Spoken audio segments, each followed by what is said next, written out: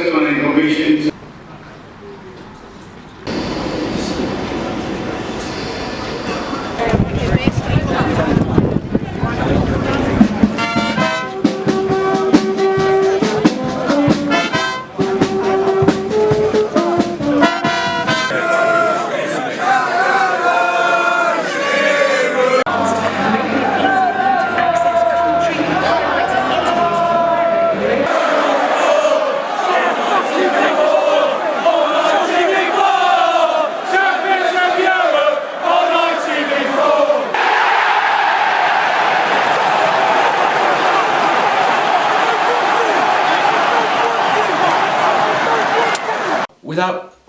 Without sounding like a broken record on this, what a shower of garbage that first half was. And I know people are going to say, and I know the Arsene Wenger post-match conference writes itself, oh, what a brilliant reaction, what a great response, we almost pegged them back. In that last 6 minutes, did anyone think, even though we had corner after corner, we were actually going to score from one of those set pieces? No, we weren't going to score, because we just don't score from set pieces still. The first half was, I want to say, the worst performance I've seen for a long time. Sadly, it's not. It's exactly the same performance that we see week in, week out at the Emirates. It's just not good enough when it's so obvious what the problem is. We were not winning the ball back anywhere near high up enough. And when I say anywhere near high up enough, I want to be winning that ball back in their half. In an ideal world, you would win that ball back in their half.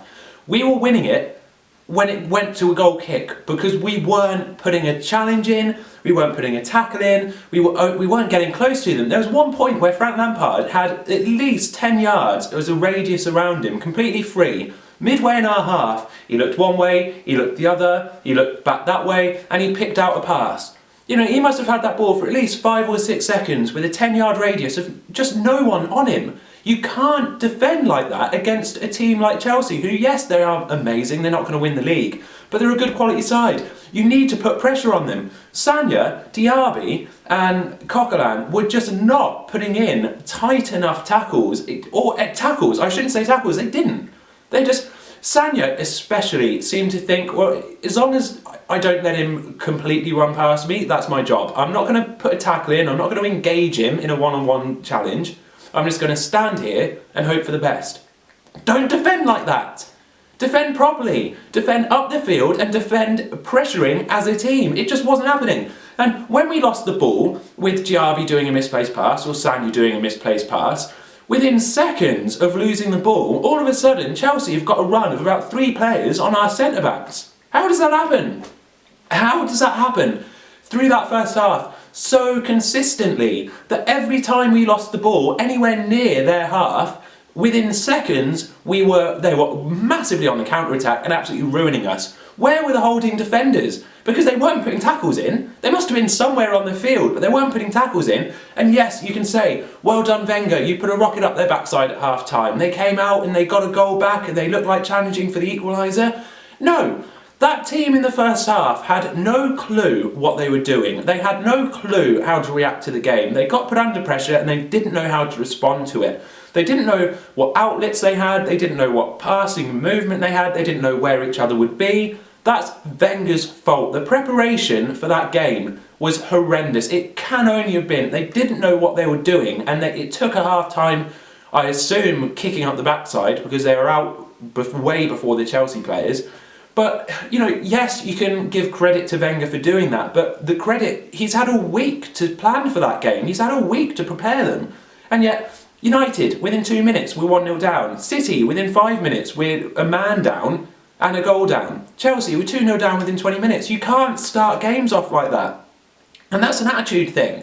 It's an attitude thing and a planning thing that they don't know what to do, or they don't care enough about it to put it in place. And that is a real problem, and it lays at Wenger. There are no two ways about it. It lays with Wenger. Like, you can say, oh, half-time, he turned it around. Okay, tactically, he couldn't play around with much.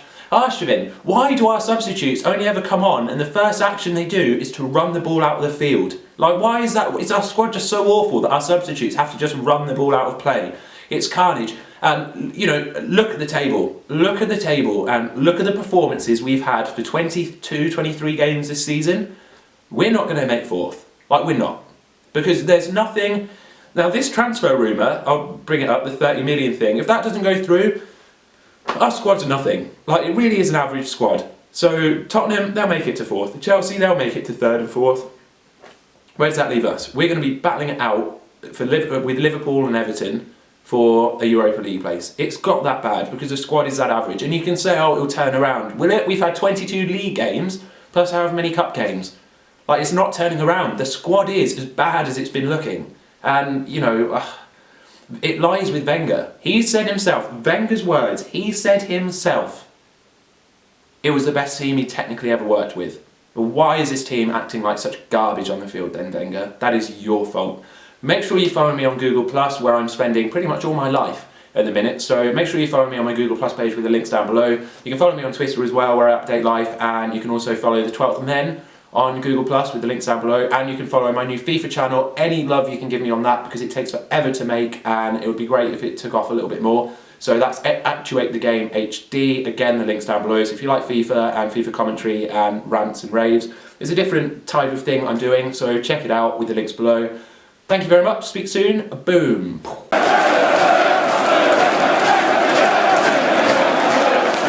Okay, so no rant today because essentially there's no need for a rant for once, and to an extent I've been dreading this day because I know everyone loves the rant and the shout, and you know.